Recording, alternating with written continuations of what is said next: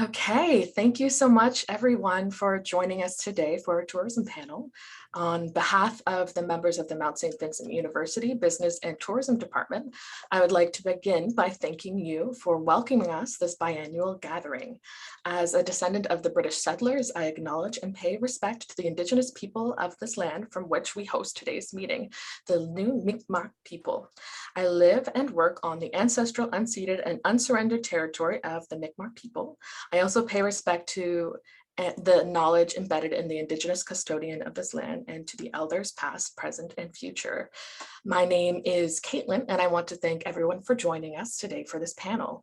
For today's panel, we are going to offer some specific questions to all of the panelists, and then we're going to offer several general questions where all panelists are encouraged and welcome to give their input. If you have something to add, please feel free to contribute at any time. First off, I would love to give a small introduction to each of our guests with us today.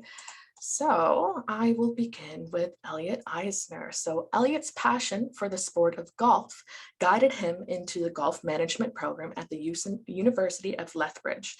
In the summers, he returned to Oakfield Golf and Country Club in Nova Scotia as an assistant golf professional.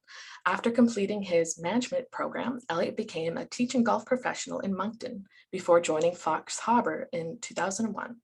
In the fall of 2004, he took over as the director of golf operations at Fox Harb'r Resort. Elliot became the director of human resources in 2018. Autumn Fisk is originally from a small fishing community in the South Shore of Nova Scotia and now resides in Halifax. A few years ago, she graduated from the university with her bachelor's degree in tourism and hospitality management from Mount St. Vincent University. About a year after her graduation, she started her own travel business associated with Travelonly, which has been in business for over 45 years and one of Canada's most trusted travel agencies. As a certified adventure travel and community tourism specialist, she helps clients build and customize their adventures to over 160 countries worldwide and to all 7 continents. Her focus is on small group adventures that consist of approximately 12 to 18 travelers per group. Autumn believes small travel groups allow you to connect closer to the people of the region you will visit, and you'll learn firsthand about their ways of life. Some of her partnerships include National Geographic Journeys with G Adventures, the Global Community Tourism Network, and Intrepid Travel. Julian Larkum is an Inuk originally from Makivik, Labrador. She is director of tourism with the Nunatsiavut government, which is an Inuit regional government along the north coast of Labrador. She graduated from Memorial University with a Bachelor of Arts double major in archaeology and folklore. Ms. Larkum joined the Division of Tourism with the Nunatsiavut, Nunatsiavut government in 2013. She oversees art and craft development, tourism development, and marketing for Nunatsiavut, and leads various other files such as the Torngat Mountains Base Camp and Research Station, the Hebron National Historic Site, and experience and product development for the Mealy Mountain National Park Reserve for the Nunatsiavut government. She also sits as vice chair of the Newfoundland and Labrador Indigenous Tourism Association and various tourism committees. Jillian sees tourism as an opportunity to preserve Labrador Inuit culture and to share their stories with the world. Ian Stone jumped at the chance to return home to Newfoundland and Labrador from Western Canada in 2010, except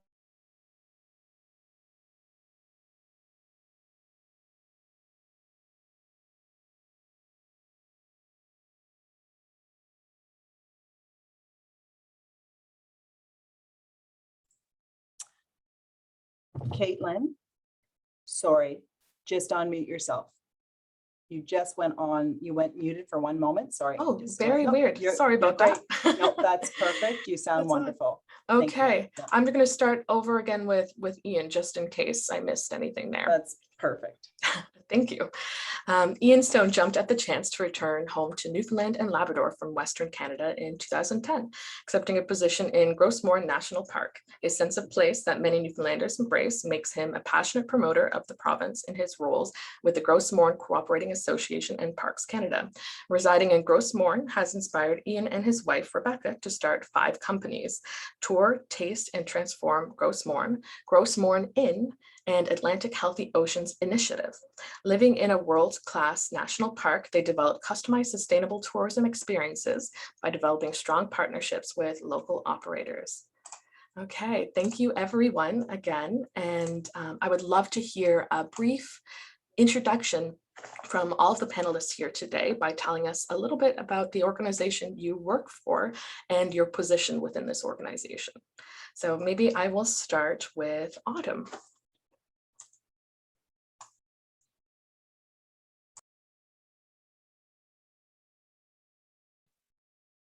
Hi, everyone. It is such a pleasure to be here. And I must say that I am a proud MSVU alumni of the tourism program.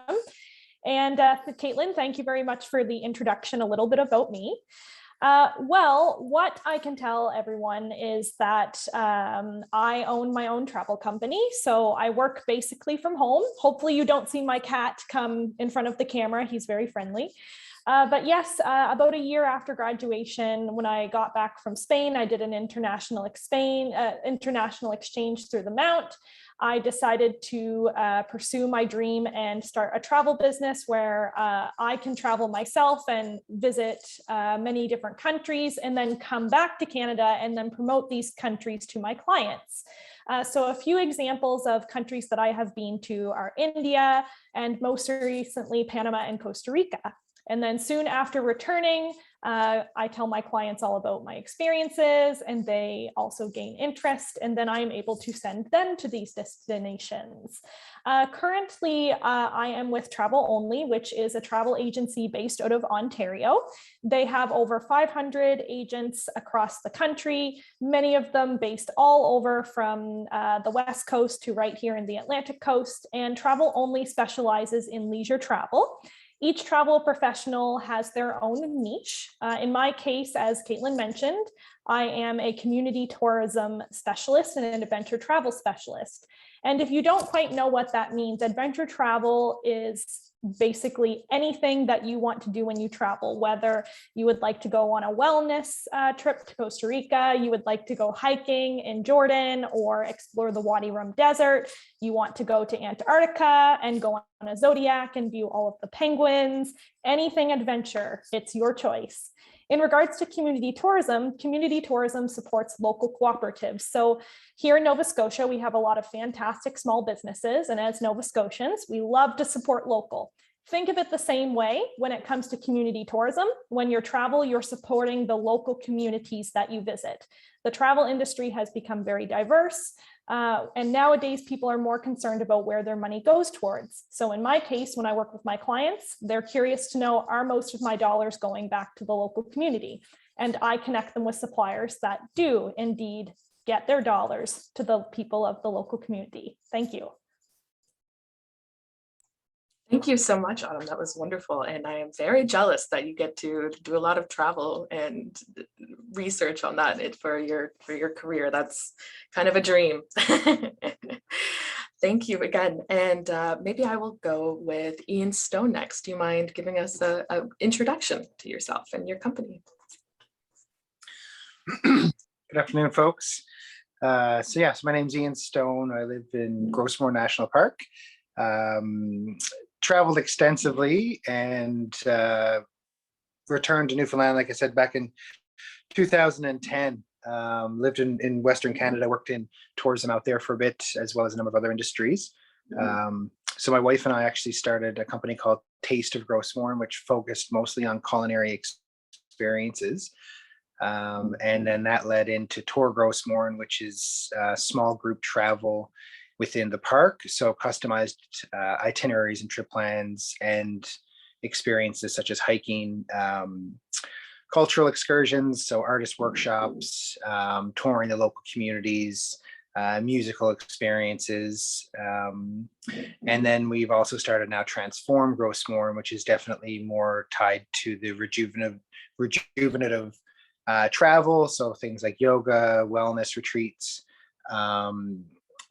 just, working on people's wellness. And then lastly, well, I guess not lastly, we've also in the middle of a pandemic decided to buy Inn and redesign the Inn completely. So we spent the last year and a half turning 3.5-star Inn into a 5-star luxury resort. So we've got 8 acres of land overlooking the fjords of Gros. And this was all sought after looking in words, I guess, at the industry and what people are looking for now as we return to somewhat a little bit more normalcy. So for us, we do all customized tours. We typically work with families, couples, multiple couples traveling together, and rarely do we really put bubbles, I guess, together anymore. And people are looking for that. So for us, it's a way to show our sense of place and pride within Newfoundland and Labrador. And then, of course, it supports our community. So 80% of our profits go directly back into the towns and back into the communities. So a similar model to Fogo. Our guests are luxury clientele, but we don't charge the same as Fogo. But yeah, so we're community minded first and profit driven second. Wonderful. Thank you so much. Okay, I'm going to go with Elliot Eisner. Can you give us a little introduction for yourself, please? Hello, everyone. Thank you. So thanks for the introduction. My background obviously is golf. That's kind of what I did. And then I left and went to Fox Harb'r Resort in 2001. And at that time, the resort was pretty quiet. We didn't have a lot going on. And then, just over the time of 20 years, we've just expanded and keep growing every year, which is exciting. And that's part of the reason why for myself, being in golf and now transitioning over to HR has been a big part of it. It's just, when I started in 2001, we had roughly about 40 employees and team members. As we finished the season yesterday, we were at 220. So we've grown a lot in the last 20 years. The same thing on our residential side and member side, guest side. We have a hotel of 88 rooms now, and we're running at an occupancy of about 89% through this season, which is fantastic with the pandemic and everything that we've gone through. And then the same thing for the golf side. The golf side's doing numbers that we've never done before. We're over 13,000 rounds this year, and which is fantastic. We also have grown our membership from probably with 30 people. We've grown that to 376 people. So there's a lot more interest in the resort, and we've actually just broke ground about 3 months ago on a new convention center, which is going to be a great add-on for us. We're going to be able to do corporate outings of about 300 seats. So so it's exciting times at Fox Harb'r, and as we grow, and every year it just seems like it's more and more. So, yep, thanks. Wonderful, thank you. And Jillian Larkum, would you mind giving us an introduction as well? Thank you. All right, so thanks for the opportunity to speak. As mentioned, I grew up in Makovic, which is Inuit community along the north coast of Labrador. And so the Nunatsiavut government is a Inuit government. And we have an assembly with ordinary members and ministers and Angucox for our communities, which is Inuktitut word for mayor. Within the division of tourism, we have a 5-year tourism strategy looking at promoting and developing experiences within Nunatsiavut. We have the Torngat Mountains National Park, I'm sure people might have heard of the Torngats before. We're just starting to offer a youth leadership program at the Torngats. We've got a coordinator hired, and they're going to be offering a youth program at base camp. So our youth will be able to interact with researchers and visitors that visit the camp. And then looking at some programming for youth in the winter months, trying to get youth to see tourism as a opportunity for a career in the future. We also do a lot of craft and art development. So we've got a strategy for that, and we have a coordinator. So we're, working to implement that, but also intertwining culture with tourism as well. So, and we're within the Department of Language, Culture, and Tourism. So within our department, we have like an archaeologist, heritage program folks, as well as like our interpreter translators, and everyone is all a part of our department. Wonderful. Thank you so much. Okay, thank you everyone for your introductions. As I mentioned before, we're going to start with a couple of specific questions to some of our panelists, and then we're going to open it up to more broad questions. To begin, my first question is actually towards Elliot Eisner. Fox Harb'r is currently expanding, and as you were mentioning, there was lots of growth that you've experienced in the past few years. Can you tell us a bit about this expansion and the anticipated opportunities it will bring to the resort? Sure, thank you. Like I just mentioned, the resort is actually really has taken off in the last 2 years.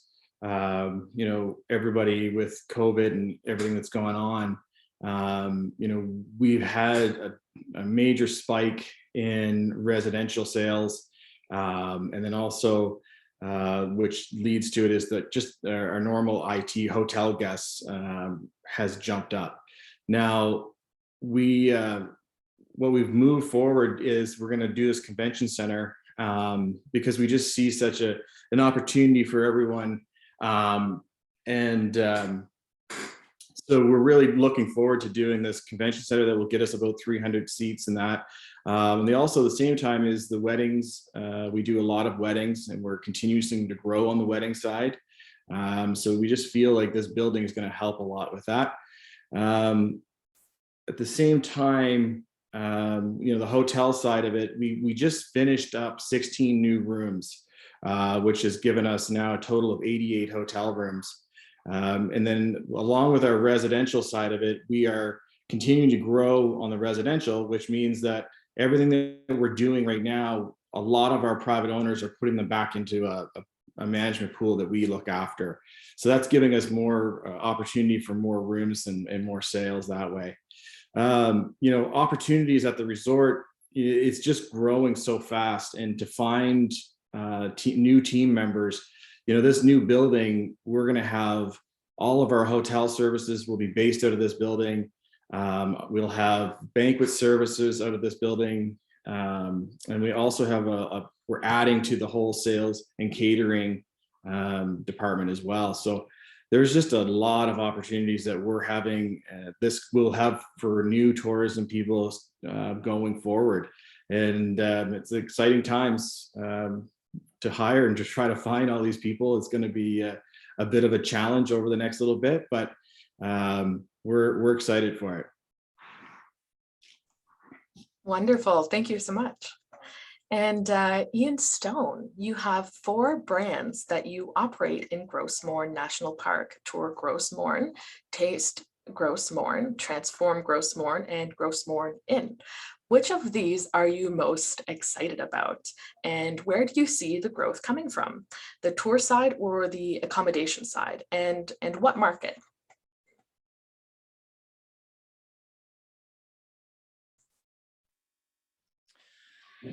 So for us, I think we're most excited, obviously, right now about the inn. It's probably the largest capital investment that we've ever made. We started back in 2015, and we've tried to be very lean in what sorts of capital investments we made, whether it was vehicles, whether it was equipment and whatnot. So for us, this is our largest investment, a couple $1 million in 16 room luxury accommodation. So we're most, I guess, excited for that. Also, the excitement around that is the ability for us to bring in more guests than what we were typically seeing. So our challenge that we had faced pre-COVID was 2019 was a real boom year, almost in decent comparison to 2017, which most in the tourism industry would have coined as probably the best year that Canada had. 2019 was quite strong, but we couldn't get enough accommodations of luxury rooms. And so quite often we had guests turned away because they couldn't come for a 5 or 7 days stay because there just wasn't enough rooms at 4.5, 5-star accommodations. So for us to have that and now have the ability to offer all of these value added pieces, the wine tastings, the scotch tastings, the dark sky viewing options, foraging on the property. We've got 8 acres of land. So, it just leads to so much more spin-off economically, but also leads to many more options, even for HR purposes. There's lots more hiring that we're going to be doing. So we'll actually grow by about 1,200% in our staffing just in the next year. So we're very excited for that. Growth, I think definitely we see both from the tour side. So our custom hiking tours, we saw a huge jump this year in 2021. Typically, we book about 50% hiking tours, 50% cultural tours. And this past summer, we did 99% hiking tours. So clearly, it seems like the adventurous types are definitely first out of the gate post-COVID. So for us, we do see some growth in the hiking side. But, the first to travel are going to be those that have, a lot of extra income. And it's, fairly obvious. So when you're looking at the markets, we definitely said, okay, well, the luxury market is something that there's a gap in. If we can fill that void and then also be able to meet the needs of our business, then for sure. We do also see a lot of interest coming from international markets. So I know that UK, Germany, the US are definitely chomping at the bit to get into these more rural places, to get into these farther off the beaten path destinations. Newfoundland is not a place where you take a wrong turn and end up. You have to be purposefully planning to go there. So for us, we've really worked with the travel trade partners, worked with travel agents as well, significantly to identify those guests that are most suited for our destination. And for us, I guess if I could say one thing, first thing we always did, we actually started our business for the travel trade and travel agents first, before even going into the marketplace, selling direct. So for us, we knew what our markets were going to be. So we're excited to see what bounces back from those sorts of sales internationally, and look forward to what 2022 has to bring. Wonderful. Thank you so much. My next question is for Jillian. What is your definition of authentic Indigenous tourism, and what are the barriers to creating a thriving Indigenous tourism industry in Canada? I think for me, it's just the story of our people. Like I mentioned, I'm from Makovic. I'm an Inuk myself, so it's it's the story of personally, it's the story of my hometown, the story of all of the communities along the coast, and our relationship with the land, I think, is a really important one. And I also think about the Torngats. Like, I know people see the ads or whatever, and they see it as this off the beaten track. There's polar bears, there's icebergs, and everything. But really, what makes the Torngats is the connection that Inuit have to the Torngats. And a lot of times, you'll hear the stories from the bear guards who have family connections to the area.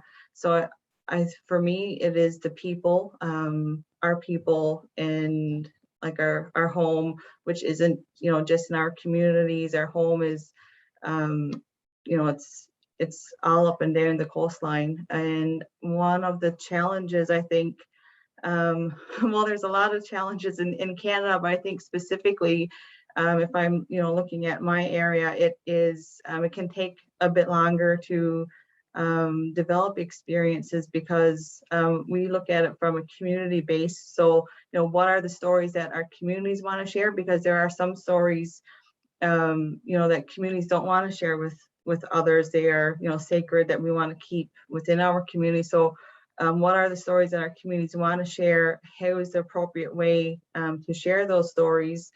And within our communities, you know, we have a lot of other challenges, like, you know, we have housing crisis in our communities.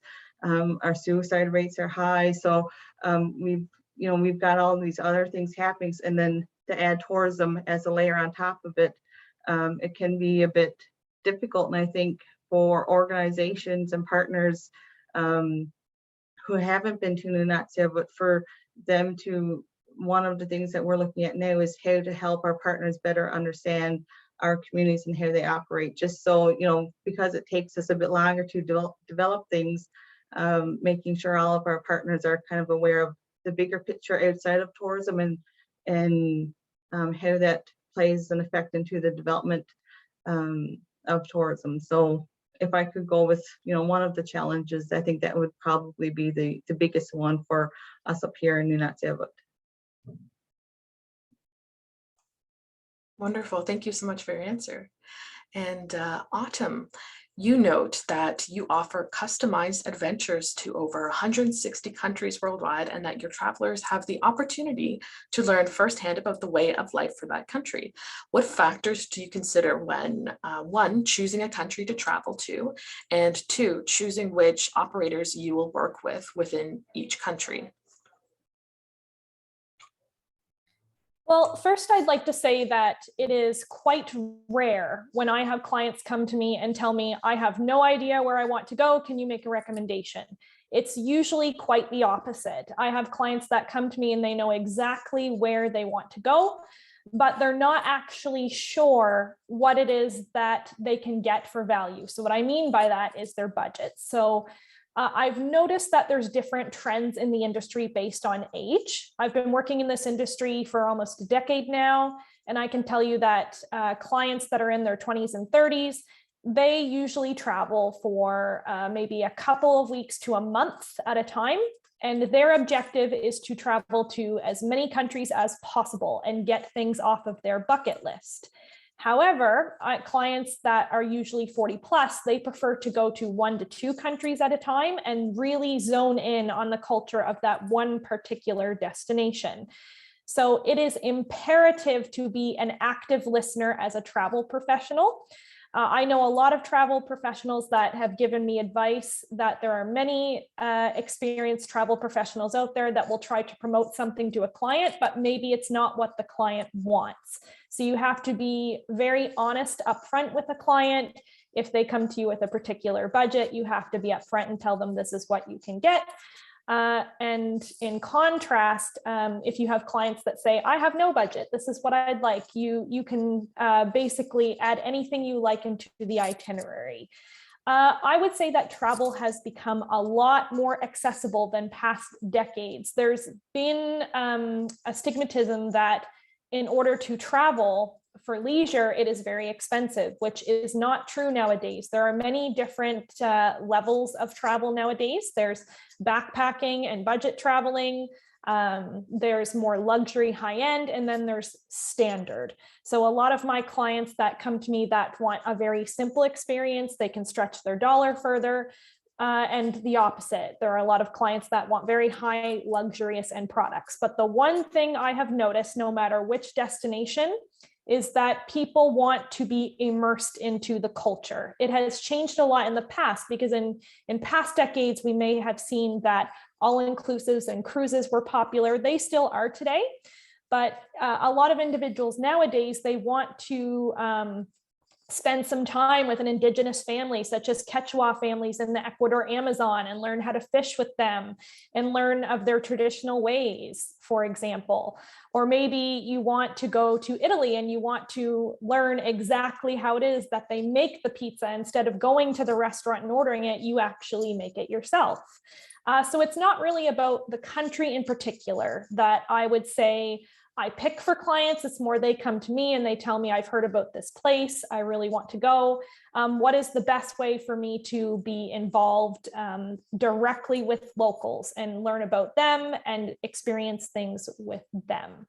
I will say that smaller group travel, the main reason why I recommend small group travel to clients is because you can interact with the people in your group. A lot of my travelers are actually single travelers. They don't travel with anybody else.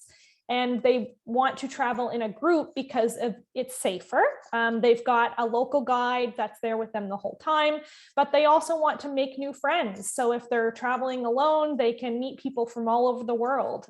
Personally, myself, I was in Panama and Costa Rica the last time I traveled for 2 weeks, and I was a single traveler, and half the group was from Canada and the other half of the group was from all over the world.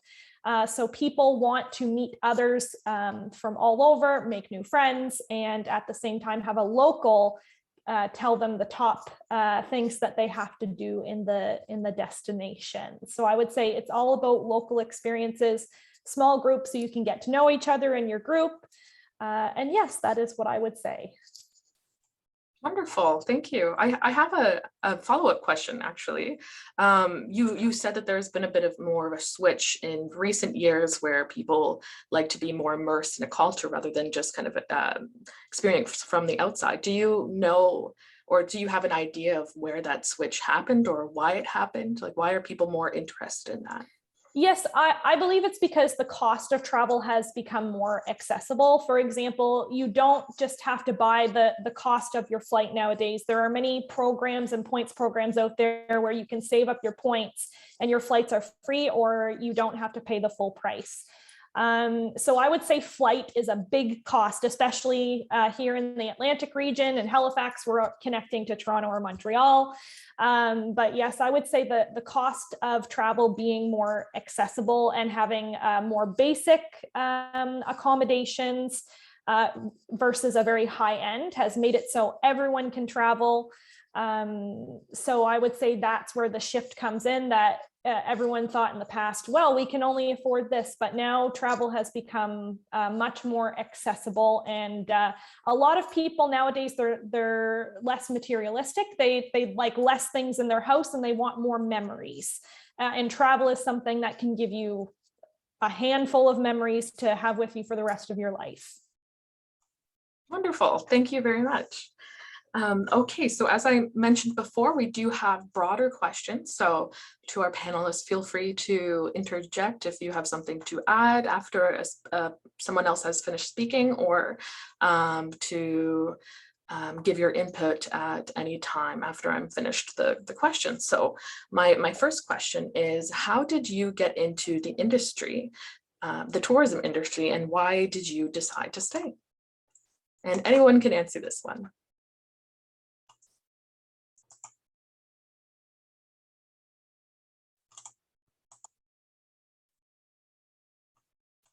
Maybe I will start with Jillian.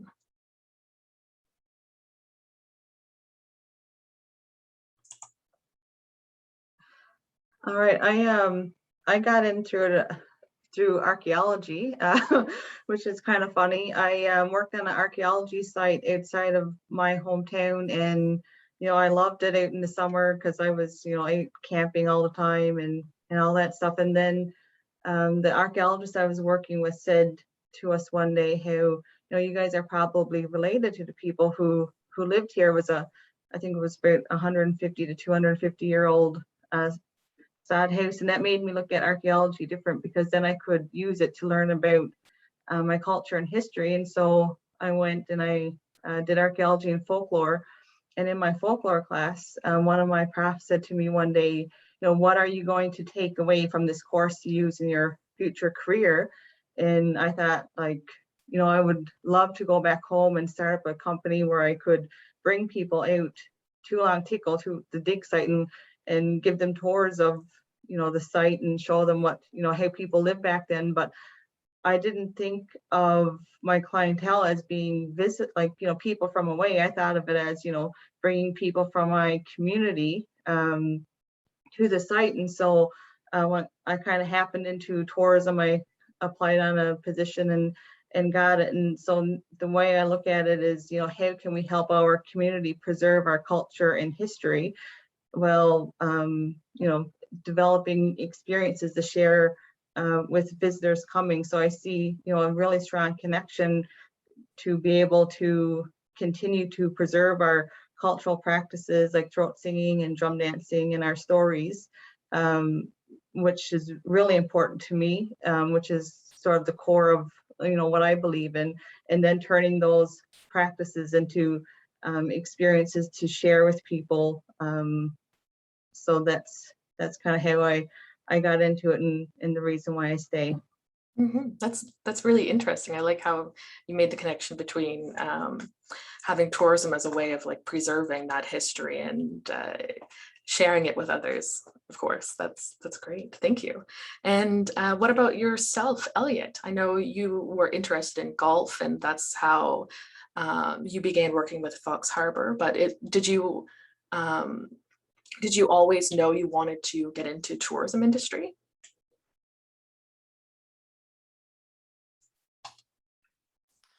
Yeah, it's an interesting question for me because for me, my background, obviously, like you said, is golf and being in different club atmospheres. And then coming over to Fox Harb'r, which is, when I first started, was a destination and still is a destination, but we've grown the other side for members. But so for me, to come over and have the tourism and have people coming and going, night stays, compared to, for my background, I was just have people all the time for the whole season. So it's just, I enjoy it. It's, I enjoy the fact of having new people coming in every day, and you build relationships with these people, and you have them on site for, 2 days, 3 days, or 5 days. It just keeps it new and exciting, and I enjoy that part of it. Wonderful, thank you. And what about Ian? Can you tell us a little bit about how you got into the tourism industry?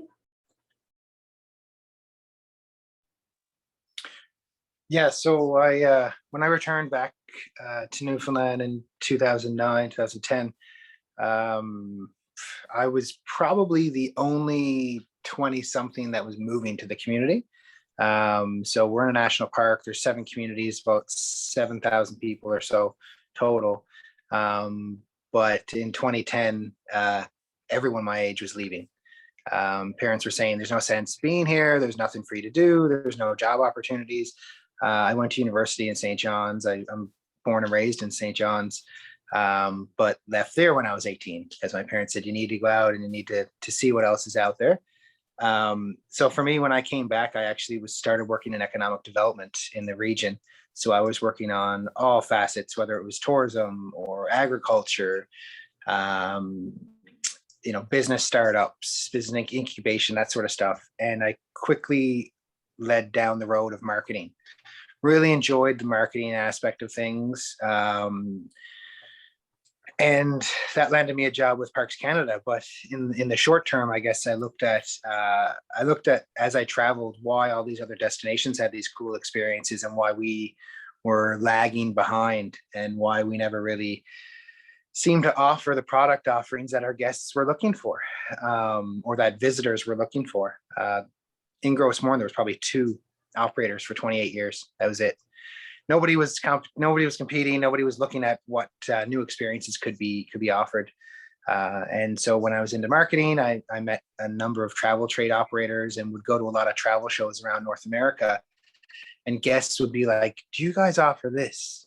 Or do you offer this? Or do you customize this? And there was all these cool ideas, but nobody to deliver them. And so, yeah, I set a course coming back here after every show, trying to find the right fit for the right job, for the right experience.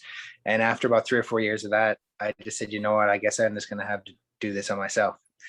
So we've surrounded ourselves with community partners that were kind of interested in it. And from there, yeah, we just kind of took off. And one of our big passions is trying to get young people in their 30s, 20s, 30s to either stay or to come back home, to realize that there's a lot of opportunity here, to realize there's an exceptional work-life balance. I mean, you're really, really, really, really busy for about 6 months of the year. And then you've got some time to enjoy travel, to enjoy all the fruits of your labor in terms of touring around the park and whatnot.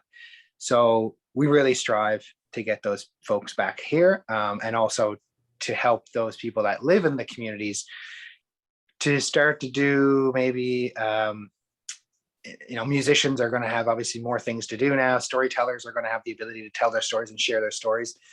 Chefs, cooks, everything like that. So we've really seen an interest in people realizing that there's some really good jobs and that these jobs can actually pay really well. It's not just your traditional, getting your 14 weeks and your minimum wage job. I'm a big advocate for increasing wages. Even though I'm an operator, I build that into it. And I say we should be paying people fair wages too. So it is as much about the community, as I said before, as it is about profit. So it's more of an economic development side is how I got into it, but I absolutely love it. And I wouldn't change it for the world. Wonderful. My father's actually from close to where Gros Morne is. So I've been to that area quite a bit and it's beautiful. Yeah. And Autumn, what about you? Did you always know you wanted to go into tourism and hospitality when you attended university here? Well, my story is a little bit interesting. So when I was 16 years old, I got my first job ever working at a visitor information center. And a 16-year-old, you're quite green. You don't really know how to deal with people that well, but I learned quite quickly. Many visitors would come to the South Shore and I would give them advice on things that they could do in my particular fishing community. And one day I had a tourist come in and they said to me, "You have an accent." And I said, "What do you mean?" I realized that there's a whole big world out there, and coming from a very small fishing community, we all speak in the same way. We have a certain dialect. And then the guest was telling me about where they come from and how their country has over 20 official languages. And it created an ultimate curiosity in me to understand that even in one country or one province or one state, there's diversity within one particular region. So when I first started at the Mount with my tourism degree, I strived towards hotel management. And then I did an international exchange in Spain for a year. And I realized how amazing it was to travel around Europe, just get on a flight that was only 20 euros from country to country. And I knew when I came back to Canada that I wanted to switch more to international travel and share that passion that I had with other people. But I knew from a very young age that I loved meeting new people, and tourism is the perfect way to never have the same job every day and never see the same people every day, but always continue to grow, to learn about new cultures and new people on a daily basis. Wonderful. Thank you for sharing that. Out of curiosity, what drove you to start your own business as opposed to joining another travel agency? Or did you start with the travel agency and then decide that, I could do this better, so I'm going to start my own? Or how did you get into that process? It's an interesting question because there are two routes to working for a travel agency. You can work for an office-based agency, which is like your brick and mortar, where you can go to a certain location and you can meet the travel agent in person. They are salary-based, and then they get a small portion of commission. However, in my case, I work for what's called a host agency, where we are 100% commission based, and we have a lot of freedom to decide what brand we would like to be and how we would like to run our business. I would say that if any students are thinking about working as a travel agent, there's pros and cons to both sides. But I will say that as a host travel agent, working from home is fantastic. I have my own schedule. You have to work very hard, but hard work never hurt anybody. And the day tends to go by very quickly when you work on an itinerary for a client. Wonderful. Thank you so much. And I do have another question for everyone, and that is, what do you like about your work and what do you dislike? So maybe I'll start off with Jillian this time. Jillian, do you mind answering that for me, please? What do you like about your work?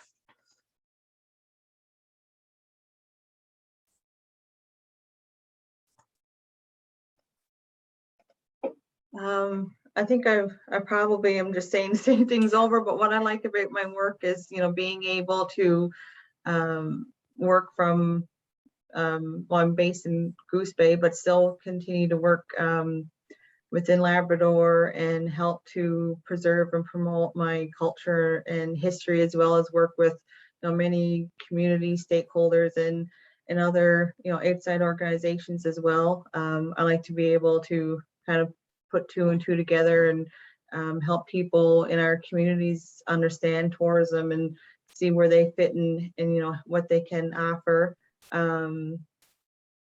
For my dislike, I think sometimes, like I mentioned earlier, how it takes a bit longer for us to develop experiences. So making sure staff are still motivated and as well as everyone else that you're working with, that they continue to stay motivated, just because sometimes there are setbacks. So that part can be a bit tricky, but we always find a way to overcome that, of course.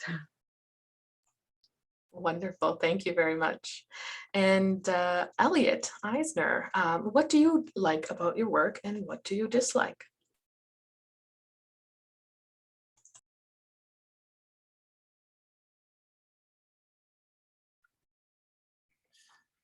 Hi. I guess it seems similar to Jillian, is the meeting the new people, seeing the new people that come in, and then also just hearing the stories of these people, and they're so excited to, some of them, they're so excited to get to Nova Scotia. They're so excited that they're from Nova Scotia and they're just traveling around.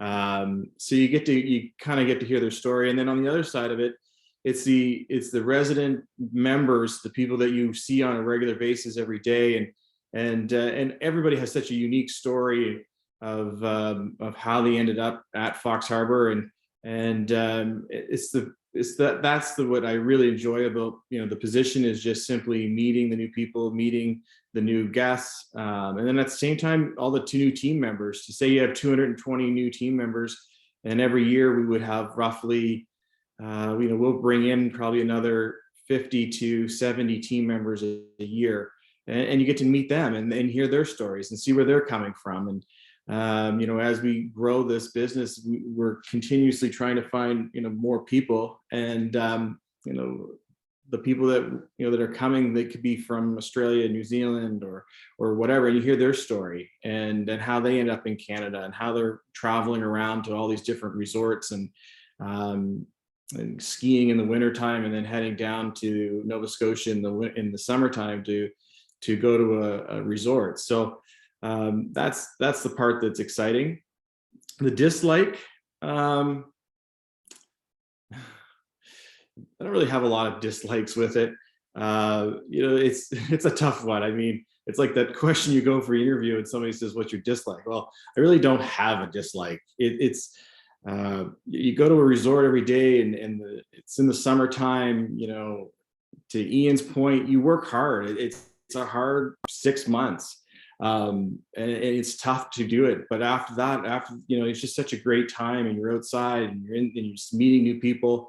And then the season wraps up at the end of, we just finished yesterday, and now you sit back and relax for a bit. But I guess maybe the dislike would be just the season ending. Maybe that's the part that I dislike. But for the most part, I don't have anything. I just think it's a great industry. It's the resort business is a great business. So.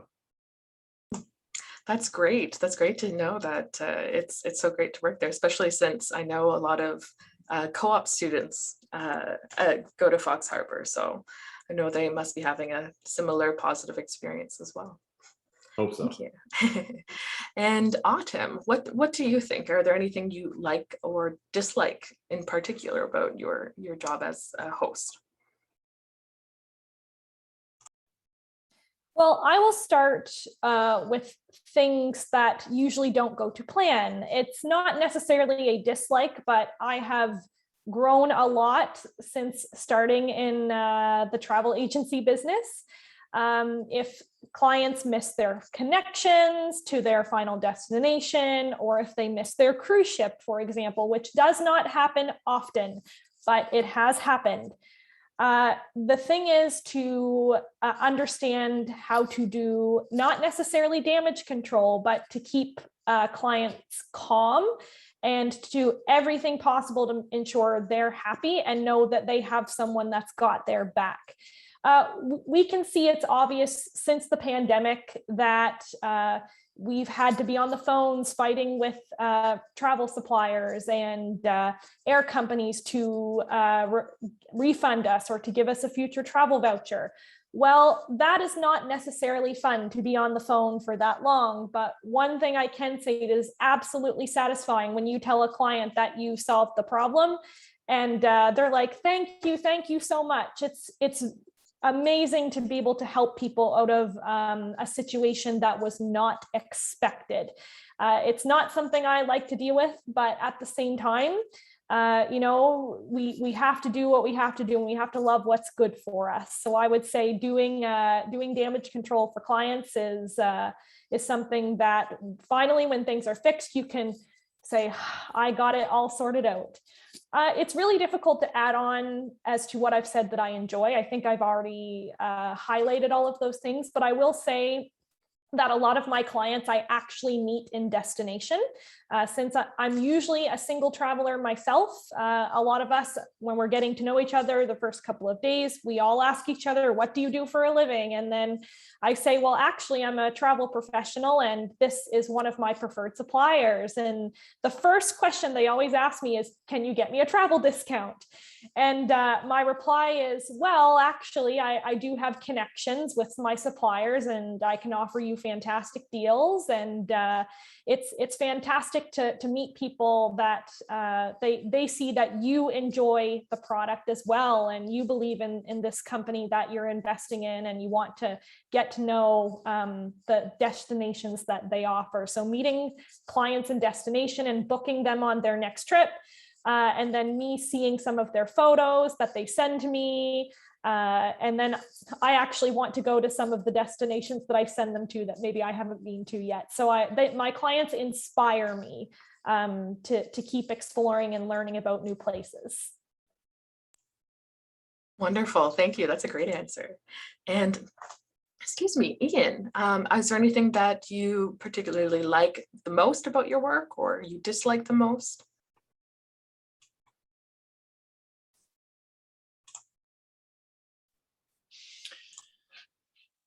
There's a lot of aspects, obviously, to enjoy when you live in a national park and you get the options to, go out and take guests that have had it on their bucket list to go to the top of Gros Mountain, or have had it on their bucket list to go and sail up to fjords, or to learn how to make traditional homemade fish cakes, or just tour around an area, or just sit on a dock and read a book.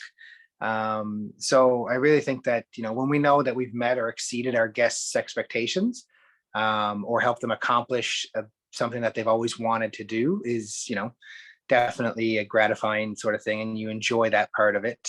I guess since COVID, I've really actually, loved the ability for the local operators and the community that's actually come together tighter than before. So seeing that shift of like everybody not being competitors, but realizing our competition is a world away and that we actually need to be working together. And I think to see that is very gratifying, and we really enjoy that aspect, as well as we're very much focused in our organization on having our staff meet or be able to do the things they want to do in terms of their life goals, whether it's helping them start another business, whether it's helping them get more training, whether it's helping them, travel to destinations they've never been able to afford to travel to. We get rewarded as an operator with a lot of extra air mile points and all that sort of stuff. So we tend to try to pass that down. Dislikes, when you become an owner, you don't get to go on the hikes every day. You don't always get to do the stuff that you really loved when you started. So there's those phases of as your business grows. So in the beginning, you're doing everything, and it's great, but it's stressful and the days are long. In the middle there, you end up stuck in the office a bit more, and we're hoping to now be at the point where I can go back to having staff in the office and back to some of the parts of the job that I love. But if you're not willing to put in 18 and 20-hour days, owning a business is probably not the best mindset to be at. That being said, we are always looking for staff and for folks that are looking to get into the industry and learn about it and then grow into their own operations as well. So you can lose those people too. So when those people leave your organization, that's probably a tough part as well too. And I'm sure Elliot can attest, when you lose a really, really good resource and they're going into their own space where, maybe they've started a business or gone into something else that they love, that can be frustrating. But that's it. Wonderful. Thank you so much. And my next question is also for everyone. What is one piece of practical advice you would give to tourism students heading into the workforce? And maybe I will start this off with Elliot this time.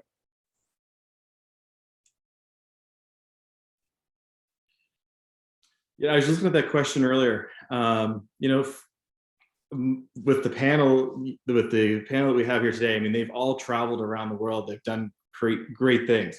I guess for me, looking at it, coming from a background of golf and now looking into the tourism side for the last couple of years, I think my piece of advice is get out and just experience and see and just gather as much knowledge as you possibly can. And if that means traveling around, and if that's one aspect, the other one is just, touching base and talking to the people that are in this industry every day and just gather as much as you possibly can of information. And then you make your own decisions on the direction that you want to go within tourism, resort business or like Autumn and doing, different aspects of it. So that's my take, is just to try to gather, to get as much as feedback, experience that you can get, and then take that and move forward with it. Wonderful. Thank you very much. And Ian, I'm going to bring this back to you. What is one piece of practical advice you would give to tourism students? Elliot's spot on. I worked in BC and for about 12 years, and all my friends went and traveled and did Asia and did all the Pacific and that, and I never did. And I said, I'll save that for when I finish my degree and get a good job and all this. Well, when they said we were going to have 3 or 4 careers in our lifetime, you're kind of like, oh God. But the reality of it is, yeah, traveling when you're able to at a younger age, checking out different destinations. Obviously, you'll probably end up back at places that you may have traveled as a backpacker, going back years later when you're retired or whatnot, and doing the other side of things. But the other big thing is, I would say, try as many aspects of the industry as possible. I think Autumn had said that she was in visitor experience and had other aspects, and then moved into, okay, I'd like to be trip planning and helping people do this. Well, it's understanding as much of the industry as possible so that you can really find the part that fits you. You might think you love marketing, and then at the end of the day, you're like, wow, HR is just where I feel the best. So, really, really trying that out.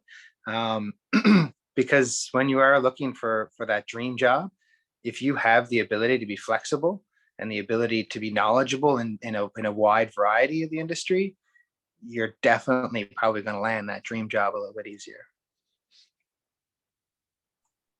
Absolutely, I definitely agree with that. I think one thing which is great with the tourism department is that you can do co-op and you can be placed in like 3 separate fields and kind of experience a bit more of things, and then you can bring that experience to your job placement, wherever you decide to go into afterwards. So I think that's one nice thing about co-op, is having the opportunity to do what you just said, which is great. I'm going to head to Jillian now. What is one piece of practical advice you could give to a tourism student? I was trying to think of, what would happen like after the, because I agree with Ian and Elliot to, get out there and travel and then what?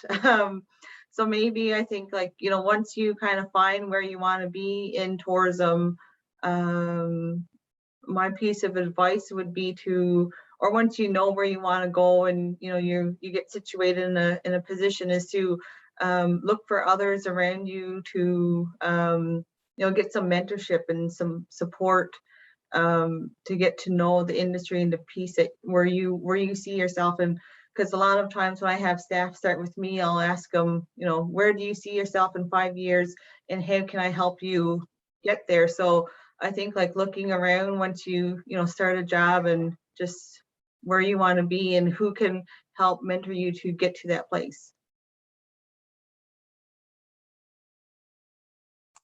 Wonderful, thank you so much. Speaking as someone who is a current student right now and doing co-op, it's really wonderful to have mentors who can help you. So thank you on our behalf. And Autumn, what is one piece of practical advice you could give to a tourism student? Well, I would say never stop learning. Something that I have learned after graduating is that the world is ever changing and tourism is ever growing. So with that being said, there are different niches that develop over time. And we know that through the pandemic, temporarily we could not travel. So I said to myself, you have 2 choices. You can complain about not being able to send clients away for a little while, or you can do something. And I decided to do something about it. So I wasn't as busy last year because of the temporary freeze going abroad, but now things are opening up again and travelers are traveling again. But something that I can recommend to students is that there are always ways to learn, and there are so many resources out there that are free by using the internet or that are easily accessible. I'll give an example. So for myself, this year I started a project management course because I love dealing with people, and anything can be a project. So a friend told me about this very accessible online course that was very affordable for project management. And I decided soon after enrolling in that project that I wanted to volunteer with one of my suppliers. And I started a fundraiser for community tourism projects, and I applied my project management skills. And then soon after doing this fundraising project, one of my suppliers actually reached out to me and they said, would you one day be interested in actually working with us long term? But long story short is never stop learning, because it's things to put on your resume. And you make wonderful connections when you open up your mind to new opportunities, like language learning too. Like you meet someone from a different country and you say goodbye or hello in their language, it brings a smile to their face. And you establish those connections. So I would say always be open-minded to learn new things. Wonderful, that's a great answer. Thank you. Autumn, I'm actually going to pose another question to you since I have you on unmute right now. What particular skills, attributes, or training make a candidate stand out from the rest when they are applying for a position in tourism? I would say it's an interesting question because people tend to go for the obvious sometimes. Like if they're in an interview and they get asked the question, what is your strongest aspect? What is your weakest aspect? Anyone can say they're good with people. Anyone can say they work well under a pressure situation, but what makes you different from others? Ask yourself that question. What is something that you can say that likely no other candidate will say?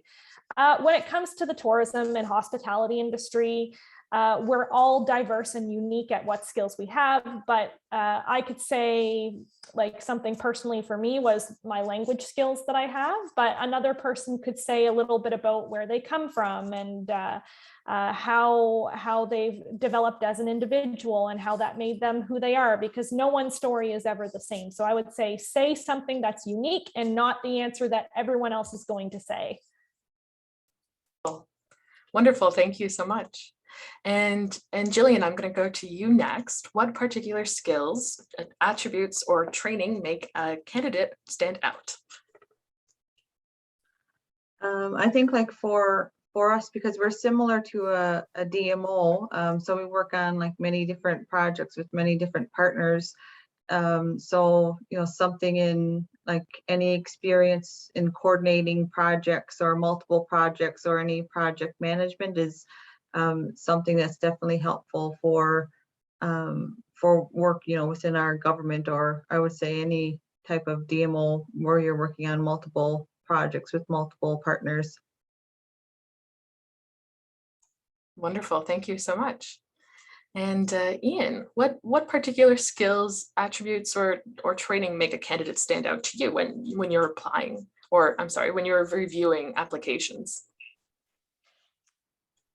I think I've got a soft spot for the service industry. If you've been a server in Ontario, you'll probably do pretty well anywhere.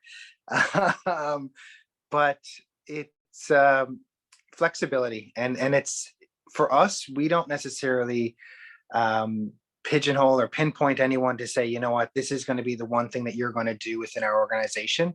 We rather hire the person for that fits the job the best in terms of their personality and who they are and how they carry themselves and that sort of stuff. A lot of the additional things, especially around things like interpretation or even some knowledge, whether on geology or history and whatnot, a lot of that can be learned and taught. But your ability to be flexible and adapt to various situations that you may be in, it may, you know, someone may get injured, someone may, you know, not be the easiest to get along with on a tour. So your ability to adapt and understand people in place, I think is probably a key asset, or to show that you've been in these circumstances where you've been really agile in how you've done or how you've worked or whatnot. So, yeah. Wonderful, thank you. And Elliot, what are some particular skills, attributes, or training that make a candidate stand out to you? For us, you know, it's doing a little bit of the research prior to, you know, getting on a Zoom call of late or interview over the phone. Just a little bit of background on what you're applying for. And then after that, you know, it's more just, we're looking for the person with a high energy that's excited.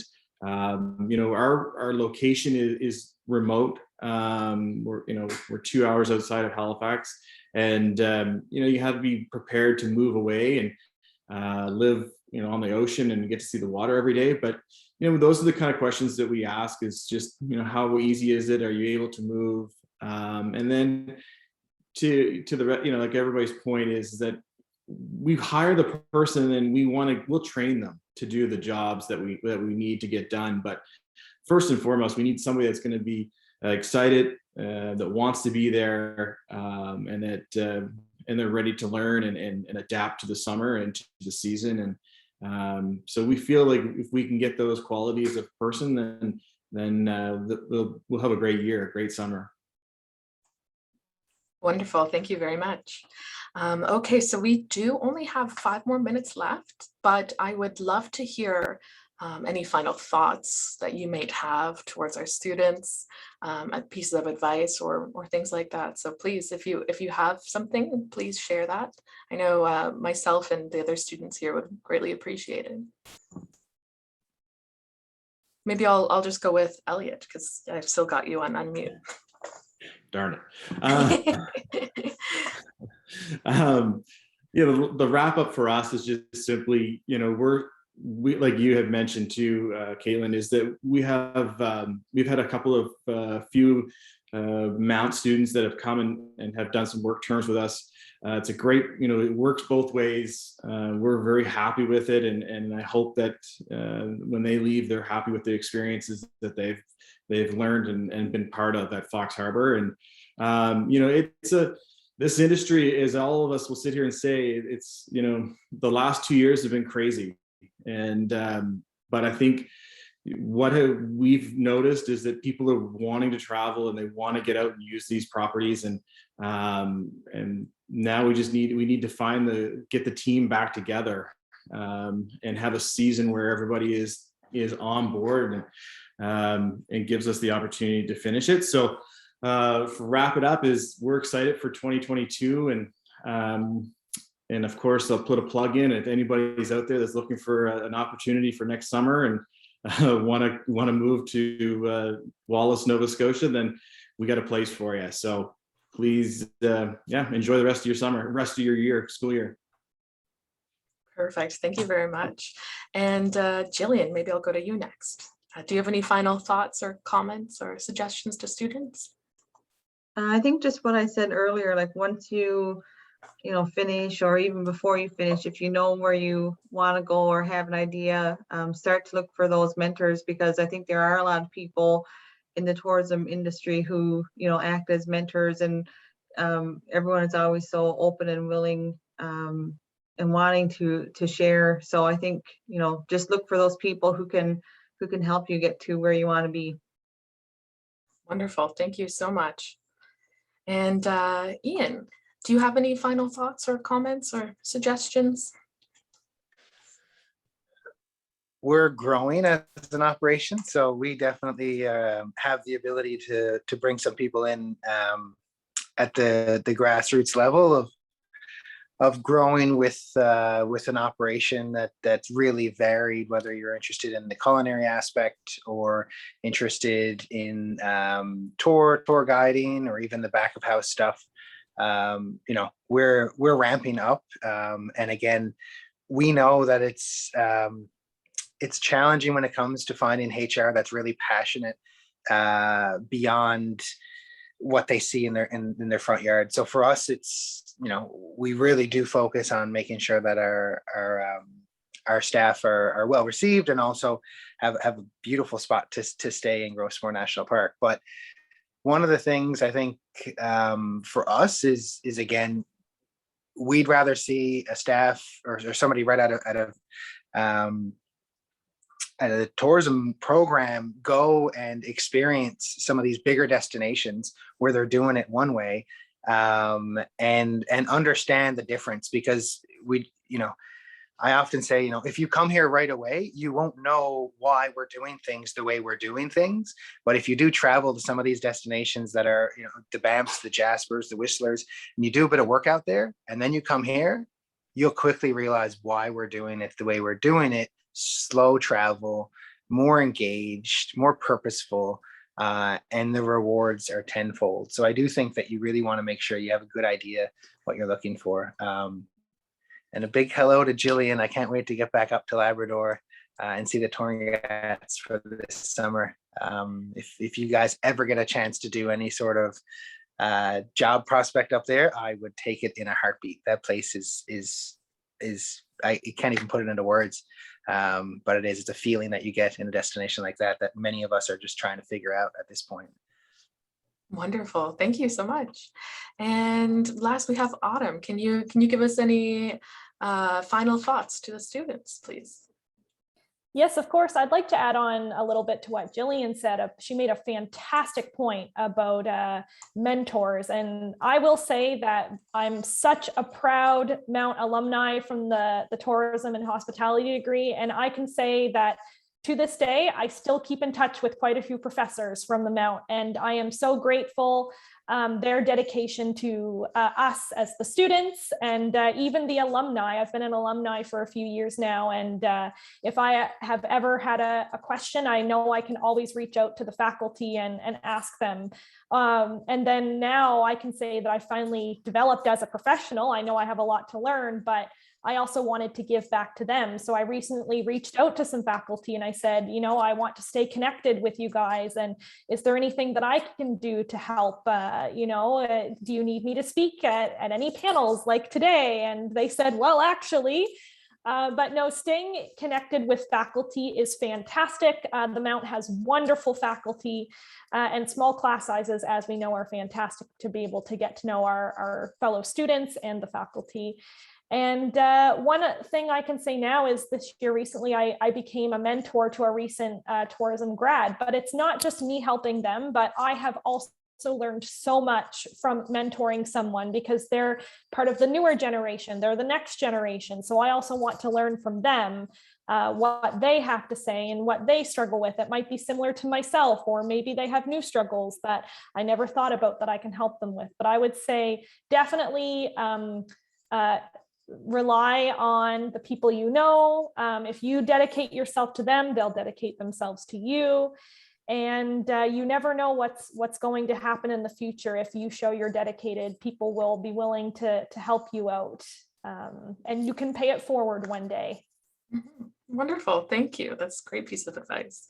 And on behalf of Mount St. Vincent University Department of Business and Tourism, we would like to thank today's panelists for being part of our Fall 2021 Career Week. Connecting students with industry professionals is a win-win for everyone, and the real-life experiences you bring to the students are an integral part of their education and future success. Thank you again for your time, and I hope everyone has a great day.